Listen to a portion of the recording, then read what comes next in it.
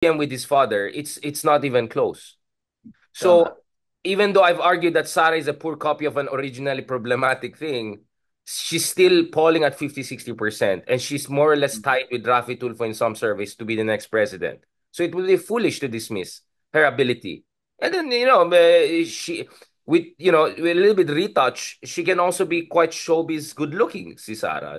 So yung appeal niya, you cannot underestimate that, brother. Pangalawa, my fear is ang mangyari dito ganito. So this is a scenario where Duterte's can come back. So this congressman and all will juice this Quadcom until election day. Kasi mukhang natutuwa sila masyado sa nakukuha nilang attention. Brother, never in history did this congressman get so much airtime for free. So ang concern ko dito is masyadong mahimas, hindi na mangyari yung katay. Himas ng himas, himas ng himas, di ba? Bago mo katay, ang fear ko is magkakaroon dito ng or my concern is magkakaroon dito ng overhimas, but they don't see it through. And then election comes in and then it gets out of control. So honestly, I'm still wondering, does BBM have a bongo to get Oo this nga, no. together? There are a couple of bongos I Hindi, have bro, in mind. yung isa pa tanong dyan, may China factor ba yan? Is there a possibility na talagang yung China mag-all in kay Sara and that will be a formidable opponent also? Matalino mga Chinese. So if they think you're viable, definitely they will try to do something along those lines. Kaya nga maganda, andun sila Marco Rubio because pwede gamitin ang US ngayon to get intelligence on whether may funding na pumapasok. Right? If you want to know kung sino mga politicians na fina-fund ng China, that's illegal.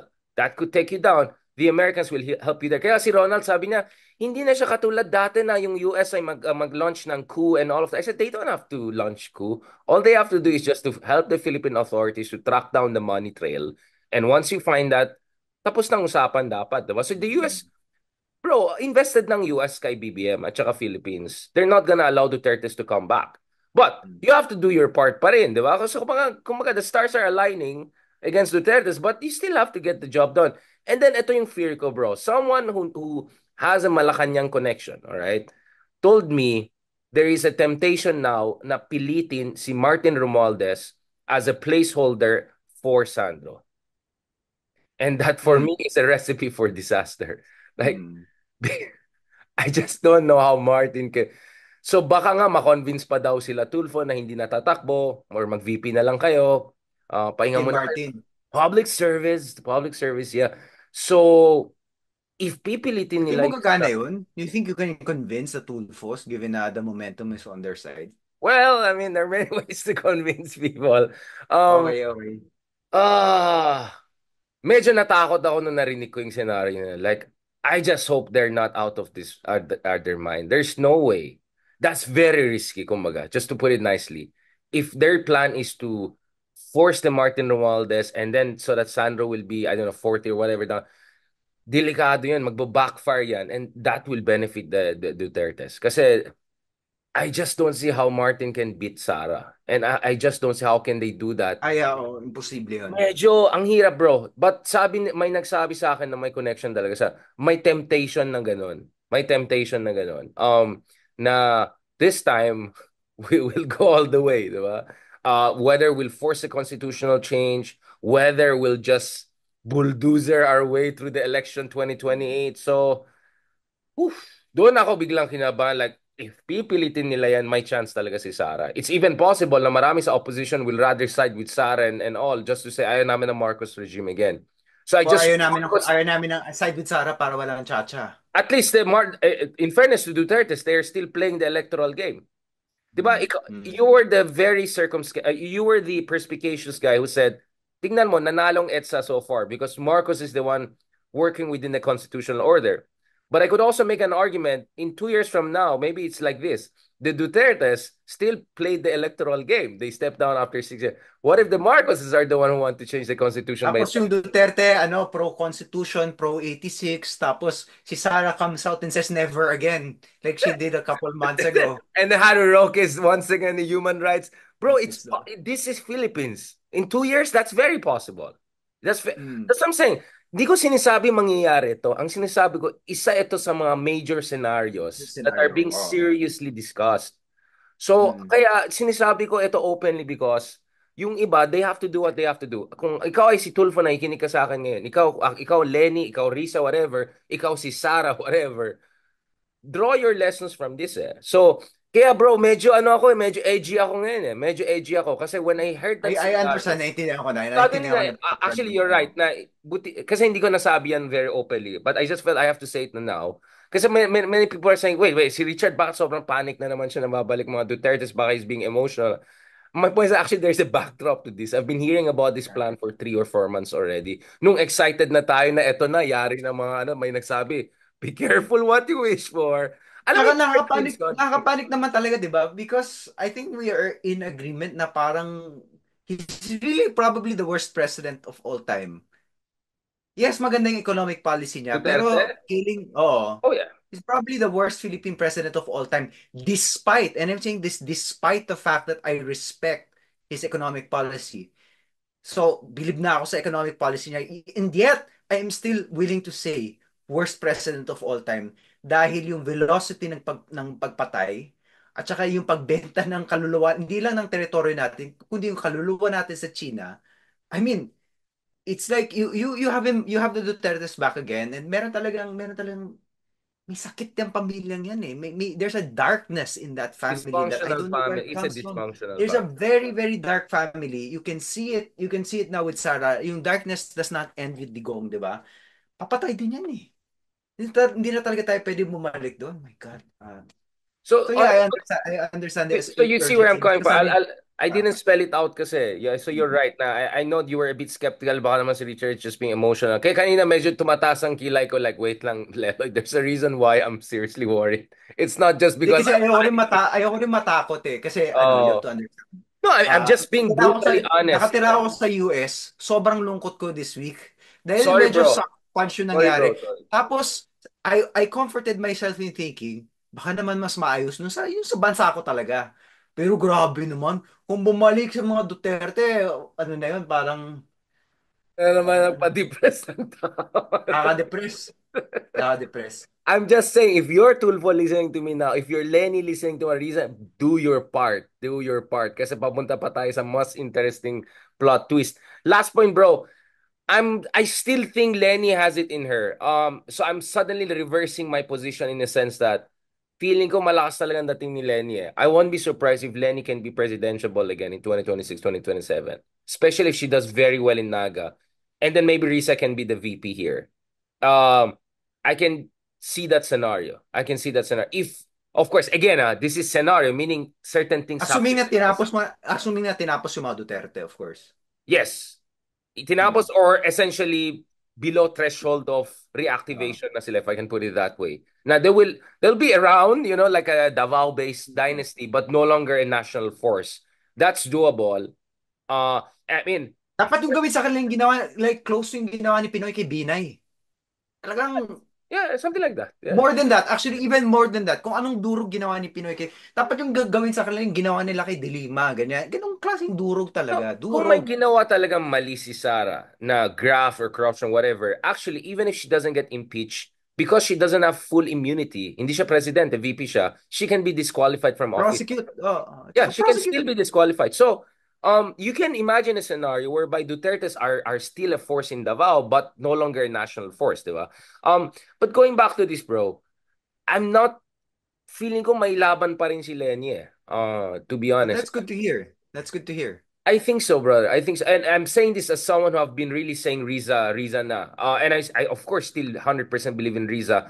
I think you rather have an embarrassment of riches whereby both Riza and Lenny are competitive by Mm-hmm. 2026, I see 27. what you mean. Yeah, yeah, But I'm yeah. saying Lenny is a force to reckon with. I mean, grabe yung past 3 months. Everyone is going to her. I mean, like, bro, when every time Lenny does something special, yung emotional resonance niya has no. Only Digong probably can create that kind of emotional resonance. Although, of course, from the dark side yung sa kanya. Mm-hmm. So I think there's something to Lenny pa rin eh. I mean, di ba, if one thing BBM showed is you can lose an election and come back and win even bigger. Hindi na yung That's true. Oo tadhana na nga. once lang. So in theory, I'm open to the idea of Lenny running again 2028. Again, of course, Ma'am Lenny made it clear, wala akong balak. Ang focus ko ang Naga, but she also said, much will also depend on public clamor. So if by 2026, 27, she's doing fantastic in Naga and all of that, who knows, brother? So all my warnings about possible return of Duterte is because I know others could put the pieces together. But if they don't put the Mm. pieces together and think the pendulum is swinging back, laos na mga Duterte, my goodness, mayari tayo dyan. Maging Yeah. demokratiko kayo dyan. Yeah, it's interesting because sinasabi ng mga tao that Filipinos have short memories, 'di ba? And I'm starting to think it's not about short or long memories. It's about mabilis magbago ang winds of politics, ang ihip ng tadhana dahil mabilis ang media natin ngayon. So, people change their minds really quickly dahil ang bilis ng mga nangyayari sa news at ng sa media. And yeah, the ultimate proof of that, I guess, is natalo si Bongbong ng VP tapos naging majority president. I mean, people are saying Right? na landslide itong Trump. Yung kay BBM, yun ang totoong landslide. That was a real landslide, electoral landslide. So yeah, I mean, Yeah, Riza lost twice. She won third. Pia mm, Wurtzbach lost twice, then Miss Universe. So I think we're entering an interesting era whereby hindi na siya one walang stick, right? completely Yeah. nalalaos. Yeah. Hindi I na think natin Lenny pwedeng can sabihin come na back. nalalaos mga tao. Absolutely, brother. Walang nalalaos, hindi lang mga populist, pati yung mga kabila. I think pink movement can come back with some iterations and differences with Riza in the mix. So, I just hope people appreciate where I'm coming from. Hindi ako partisan or yung manok ko to. You can see when I see the alignment of forces are changing, I also my recommendation change accordingly. And my sense is, the alignments are favoring a That's Lenny good. comeback in 2027, Okay, okay sa akin. And I would wish na kung bumalik si Lenny, in the same way, ito rin ang wish ko for the Democrats, yung malinaw na economic populism talaga. 100%. Malinaw na economic populism, yung talagang everything is pro-poor and hindi lang yung pro-poor na maggagawa tayo ng trabaho. Hindi, hindi. Meron tayong mga lalabanan. Actually, yun yung key ng populism, di ba? I was listening to a spokesperson from Bernie Sanders. You cannot have a populism without an enemy. So you cannot just say, I am from the working class without asking the question, sino ba talagang kalaban ng working class? 'Di ba in the US yung kalaban talaga ng working class are the billionaires, are effectively the 1% who ask for things like tax cuts for the rich, 'di ba? So you need to say that these people are your enemy, not the Democrats, not the woke Democrats, it's these people. Sa Pilipinas ganun din. Like ang kalaban mo yung oligarkiya, 'di ba? Na sila yung 1% ng Pilipinas, and unless it's very clear na may binabangga ka, then you can't have an economic populism. You can't have your cake and eat it too. Meron talagang kaaway sa populismo. I think that's where Um, Rita comes in. I think uh, Risa will be a locomotive for a more edgy, for a uh, more class, social justice oriented liberalism mm, so more social democracy version. Because uh, the one that we saw in 2022 was your very traditional, liberal, pa-safe. I mean, in fact, for me, it's quite telling na ang dami kong kilala na pro-Lenny, na pro-Trump rin. So, mm, there's so many people who voted for Lenin na may social values na quite conservative. So much conservative that they're willing to vote for someone like Trump. So that for me was illuminating.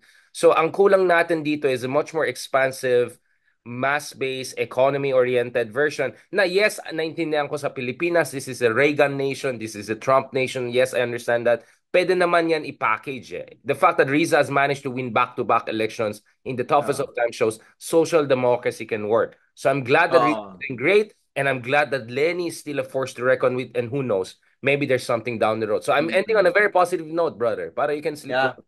Lalo Relax. sinasabi natin, parang, at saka vision of Filipino greatness. If she runs with a vision for Filipino greatness, because as you keep saying, we are a country that needs to have more pride. And if there is someone who can trigger that pride or engender that pride, that person would be very appealing. Kasi tapos na yung mga araw na mababatingin natin sa sarili natin eh. Yun natutunan ko sa'yo eh. At dahil tapos na yung mga araw na yun, naghahanap tayo ng isang pangulo na mamumuno with dignity and with pride for the entire nation. Absolutely. Yung kupal ng UP Diliman, in-elevate ko sa international level. So, Ayun! Oh, yun, instead na yun, yun. magyabang ako with other schools, nagyabang ako for the Philippines. So I think that's the Yeah. way forward. We should be kupal for our country. That's I not like it. I like it. kupal patriotism. That's what I believe in, brother. Sino idol ko yung mga Indians. Ang kupal nila ngayon and I May love them. angas. Sobrang angas sa May mga anghang. Indian. I love them. They're so good. Dapat kupal tayo like them. Like, oh nga, bakit? Sino? Akala mo, pitsugin lang kami. So, I'm all for a kupal foreign policy. Make us kupal again because kupal gets you respect in this world. Tama Case in yan. point, Donald Trump, the most kupal populist on earth. Successful, man. It works. Good kupal. Kupal with the heart. Good kupal with humor, with Party food. edge, but with the heart, di ba? Humor, warmth, edge, and pride. Just because hindi naman tayo nag-apply sa campaign ni Lenny or anyone. I'm just saying we're giving free advice, ethereal advice. Thank you so much, brother. I hope you get Thank you, good thank rest. you. Idol na idol kita, brother. You're doing a Idol din kita. fantastic job. Continue to do your fantastic work. Daming natutuwa sa mga sinasabi mo. You are a source of intellectual introspection and you're also an inspiration dahil ang lakas mo magbuhat ng weights. I'm just Ay, telling you. gago. He's the most macho na hindi mukhang macho guy I've seen in this world. Like, shit, no kidding. Like, where's that coming from? I was so impressed, brother. That was a great job. I hope one Thank day you, ikaw thank maging you. Andrew Tate ng kabila. I look forward Sige, sige, Kami. to the Andrew Tate of the left from Berkeley, live from Let's Berkeley. do it. Let's do it. Let's do Let's it. do it. Community Sige. service, community service. Nice catching up with you, and I'll see you in a couple weeks. Uwi ako for the holidays. Let's do that, See ya. brother. Talk to you soon. Ingat, have a Talk to good you day. soon. And Bye. send regards to your lovely wife.